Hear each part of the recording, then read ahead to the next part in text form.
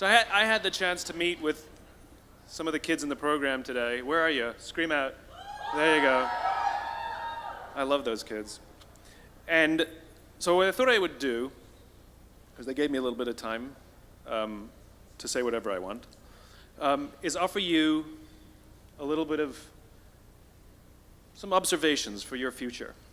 I have 5 little rules that you can follow as you find your spark and bring your spark to life. The first is to go after the things that you want. Let me tell you a story. So a friend of mine and I, we went for a run in Central Park. The Roadrunners organization, on the weekends, they host races. And it's very common at the end of the race, they'll have a sponsor who will give away something, apples or bagels or something. And on this particular day, when we got to the end of the run, there were some free bagels. And they had picnic tables set up, and on one side was a group of volunteers. On the table were boxes of bagels, and on the other side was a long line of runners waiting to get their free bagel. So I said to my friend, let's get a bagel. And he looked at me and said, the line's too long. And I said, free bagel. And he said, I don't want to wait in line. And I was like, free bagel. And he says, nah, it's too long. And that's when I realized that there's 2 ways to see the world. Some people see the thing that they want, and some people see the thing that prevents them from getting the thing that they want. I could only see the bagels. He could only see the line. And so I walked up to the line. I leaned in between 2 people, put my hand in the box, and pulled out 2 bagels.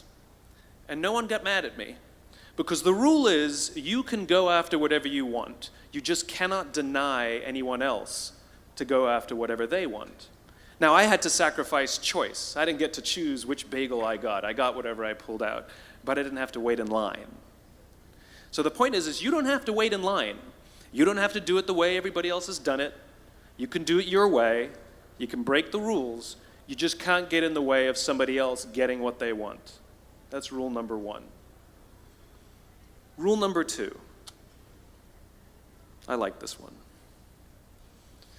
In the 18th century, there was something that spread across Europe and eventually made its way to America called puerperal fever, also known as the Black Death of childbed. Basically what was happening is women were giving birth and they would die within 48 hours after giving birth. This Black Death of childbirth was the ravage of Europe, and it got worse and worse and worse over the course of over a century. In some hospitals, it was as high as 70% of women who gave birth who would die as a result of giving birth. But this was the Renaissance. This was the time of empirical data and science, and we had thrown away things like tradition and mysticism. These were men of science. These were doctors. And these doctors and men of science wanted to study and try and find the reason for this Black Death of childbed, and so they got to work studying, and they would study the corpses of the women who had died. And in the morning they would conduct autopsies, and then in the afternoon they would go and deliver babies and finish their rounds. And it wasn't until somewhere in the mid-1800s that Dr. Oliver Wendell Holmes, father of Supreme Court Justice Oliver Wendell Holmes, realized that all of these doctors who were conducting autopsies in the morning weren't washing their hands before they delivered babies in the afternoon. And he pointed it out and said, guys, you're the problem. And they ignored him and called him crazy for 30 years. Until finally somebody realized that if they simply washed their hands, it would go away. And that's exactly what happened. When they started sterilizing their instruments and washing their hands, the Black Death of childbed disappeared. My point is, the lesson here is, sometimes you're the problem. We've seen this happen all too recently with our new men of science and empirical studiers and these men of finance. who are smarter than the rest of us until the thing collapsed. And they blamed everything else except themselves. And my point is take accountability for your actions. You can take all the credit in the world for the things that you do right, as long as you also take responsibility for the things you do wrong. It must be a balanced equation. You don't get it one way and not the other. You get to take credit when you also take accountability. That's lesson 2. Lesson 3, take care of each other. The United States Navy SEALs are perhaps the most elite warriors in the world. And one of the SEALs was asked, who makes it through the selection process? Who is able to become a SEAL? And his answer was, I can't tell you the kind of person that becomes a SEAL. I can't tell you the kind of person that makes it through BUD/S. But I can tell you the kind of people who don't become SEALs. He says the guys that show up with huge, bulging muscles, covered in tattoos, who want to prove to the world how tough they are, none of them make it through. He said the preening leaders who like to delegate all their responsibility and never do anything themselves, none of them make it through. He said the star college athletes who've never really been tested to the core of their being, none of them make it through. He says some of the guys that make it through are skinny and scrawny. He said some of the guys that make it through, you will see them shivering out of fear. He says, however, all the guys that make it through, when they find themselves physically spent, emotionally spent, when they have nothing left to give physically or emotionally, somehow, some way, they are able to find the energy to dig down deep inside themselves, to find the energy to help the guy next to them. They become SEALs, he said. You want to be an elite warrior. It's not about how tough you are. It's not about how smart you are. It's not about how fast you are. If you want to be an elite warrior, you better get really, really good at helping the person to the left of you and helping the person to the right of you. Because that's how people advance in the world. The world is too dangerous and the world is too difficult for you to think that you can do these things alone. If you find your spark, I commend you. Now, who are you going to ask for help, and when are you going to accept help when it's offered? Learn that skill. Learn by practicing helping each other. It'll be the single most valuable thing you ever learn in your entire life. To accept help when it's offered and to ask for it when you know that you can't do it. The amazing thing is when you learn to ask for help, you'll discover that there are people all around you who've always wanted to help you. They just didn't think you needed it because you kept pretending that you had everything under control. And the minute you say, I don't know what I'm doing, I'm stuck, I'm scared, I don't think I can do this, you will find that lots of people who love you will rush in and take care of you. But that'll only happen if you learn to take care of them first.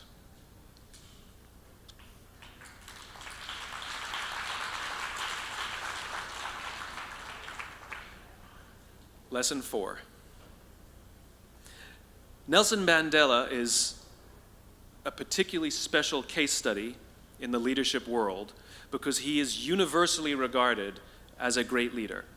You can take other personalities, and depending on the nation you go to, we have different opinions about other personalities. But Nelson Mandela, across the world, is universally regarded as a great leader.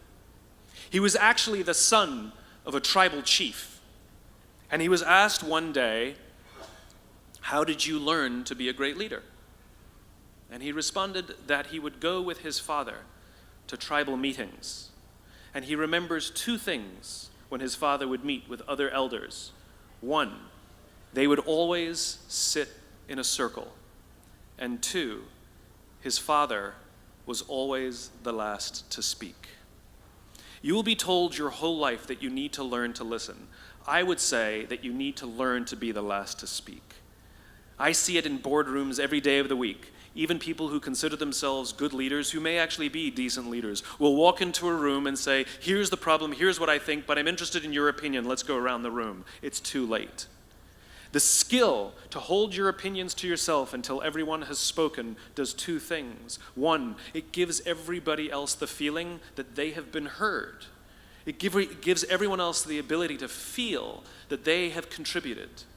And two, you get the benefit of hearing what everybody else has to think before you render your opinion. The skill is really to keep your opinions to yourself. If you agree with somebody, don't nod yes.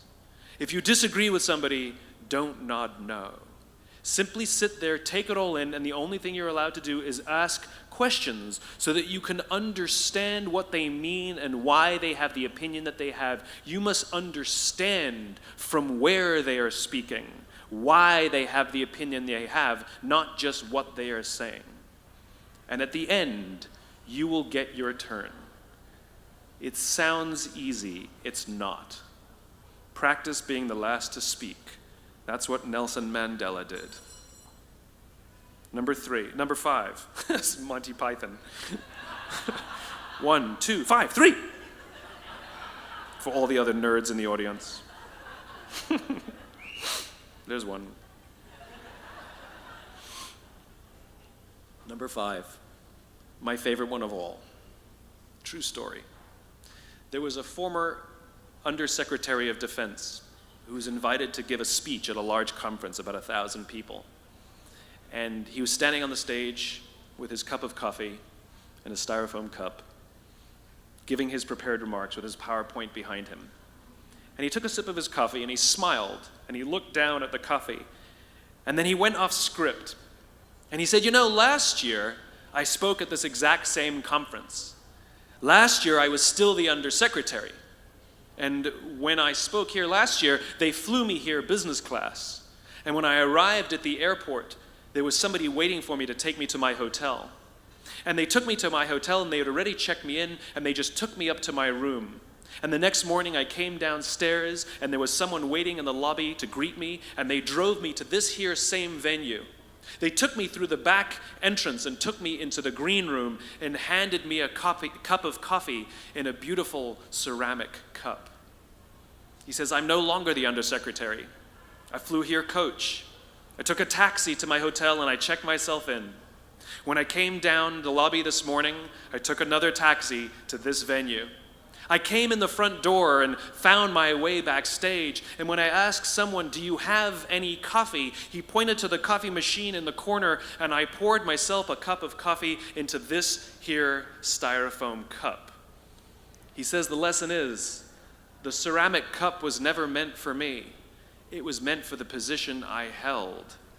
I deserve a styrofoam cup. Remember this. As you gain fame, as you gain fortune, as you gain position and seniority, people will treat you better. They will hold doors open for you. They will get you a cup of tea and coffee without you even asking. They will call you sir and ma'am, and they will give you stuff. None of that stuff is meant for you. That stuff is meant for the position you hold. It is meant for the level that you have achieved of leader or success or whatever you want to call it. But you will always deserve a styrofoam cup. Remember that. Remember that lesson of humility and gratitude. You can accept all the free stuff. You can accept all the perks. Absolutely, you can enjoy them. But just be grateful for them and know that they're not for you. I remember getting off the Acela. I took the Acela from New York to Washington, D.C., and I got off the train like everybody else, and I was walking down the platform like everyone else, and I walked past General Norty Schwartz, who used to be the Chief of Staff of the United States Air Force, the head of the Air Force. And here I did, you see a guy in a suit schlepping his own suitcase down the platform just like me. And just a couple months ago, he was flying on private jets and he had an entourage and other people carried his luggage. But he no longer held the position. And so now he got to drag his own suitcase. And never did it sort of remind me more that none of us deserve the perks that we get. We all deserve a styrofoam cup. It was a pleasure meeting you guys this afternoon. I was blown away by your honesty and your curiosity and your poise And I am confident that the future is bright, despite the fact that America looks like an absolute mess right now. I am confident that the future is bright for one reason and one reason only, because you will grow up and you will be our future. Thank you very much.